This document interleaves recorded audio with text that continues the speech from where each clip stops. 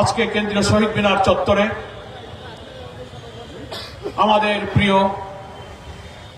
24 জুলাই আন্দোলনের অকুতোভয় মৃত্যুঞ্জয়ী সৈনিক শরীফ উসমান হাদির উপরে নৃশংস হামলার প্রতিবাদে আজকের এই প্রতিরোধ সমাবেশে সম্মানিত জাতীয় নেতৃবৃন্দ, সুধীবৃন্দ, সাংবাদিক বন্ধুগণ, আমার প্রিয় দেশবাসী,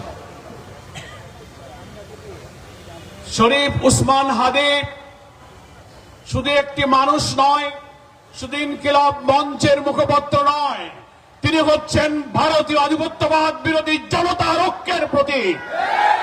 আজকে কেন্দ্রীয় শহীদ মিনারে বাংলাদেশ একত্রিত হয়ে বলছে, বাংলাদেশের জাতিসত্তা অখণ্ডতা রক্ষার জন্য মৃত্যুভয়হীন চেতনার অতন্ত্র প্রতীক হচ্ছে ওসমান হাদি।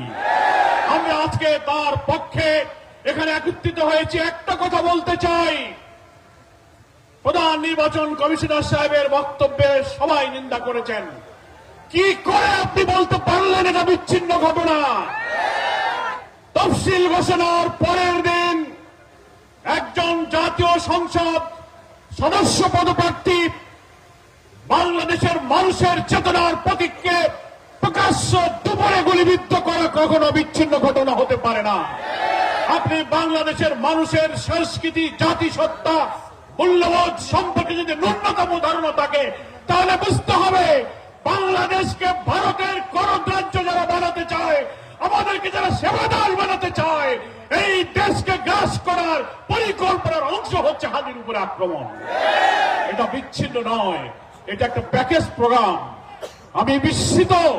আমি স্বরাষ্ট্রমন্ত্রীকে আজকে বলেছি, গতকালকে বলেছি, ডিজিএফআই, ডিবি, এসবি, এনএসআই হাজার হাজার কোটি টাকার বেতন দিয়ে, রাজস্ব ট্যাক্স খাজনার পয়সায় বেতন নিয়ে স্বাধীনতার 54 বছরে আপনারা মানুষের জাতিসত্তার জনগণের নিরাপত্তার জন্য একটি গোয়েন্দা তথ্য দিয়েও সাহায্য করতে পারেননি।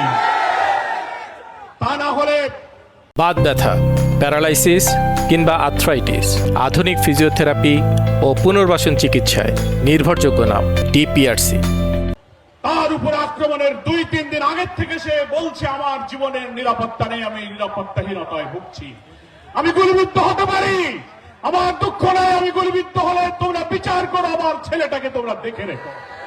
এত বড় কথা হলো মিডিয়াতে, সোশ্যাল মিডিয়াতে, ইন্টেলিজেন্স সবাই জানার পরেও তার নিরাপত্তায় গোয়েন্দা সংস্থা কি ব্যবস্থা গ্রহণ করেছে?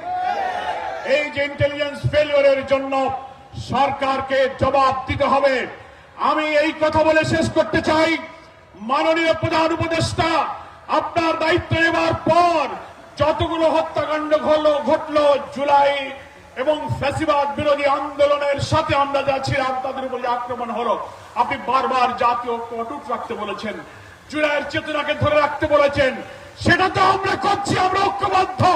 কিন্তু আপনার সরকার ব্যর্থ হয়েছে এই কারণে যে আপনি একটা ফ্যাসিবাদের অস্ত্রধারী ধর্ষকদেরকে গ্রেফতার করতে পারেননি। আমরা আজকে দাবি জানাতে চাই, রাজধানী ঢাকা থেকে বাংলাদেশের গ্রামে গঞ্জে, শহরে, নগরে, বন্দরে, প্রত্যেকটি থানায় আপনার পুলিশ অফিসাররা জানে সশস্ত্র অস্ত্রধারী কারা, তাদের তালিকা থানায় আছে, অবিলম্বে তাদেরকে গ্রেফতার করুন। আমরা জুলাই যোদ্ধা আমাদের প্রিয় ভাই ওসমান হাদির আশু আরোগ্য কামনা করি।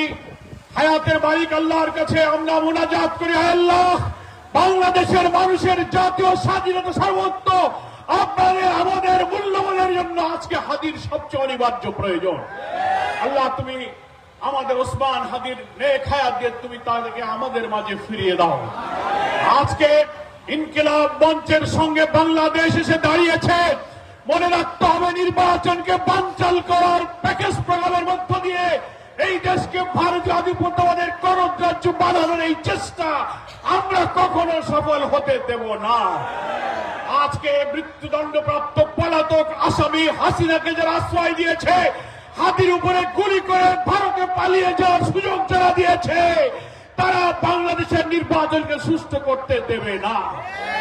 তারা হয়তো ভাবতে পারে আওয়ামী লীগকে ইলেকশনে আনো, ইনক্লুসিভ ইলেকশনের নামে, রিফাইন আওয়ামী লীগের ইলেকশনের নামে টকশোতে সুশীলরা, বুদ্ধিজীবীরা কর্পোরেট হাউসে বসে বসে যে ন্যারেটিভ উৎপাদন করে হাতির দিকে টার্গেট করলেন, এই সন্ত্রাসের বিরুদ্ধে আজকে এই জনসভা প্রতিরোধের যে আওয়াজ তুলেছে, গোটা জাতিকে ঐক্য গড়ে তুলতে হবে।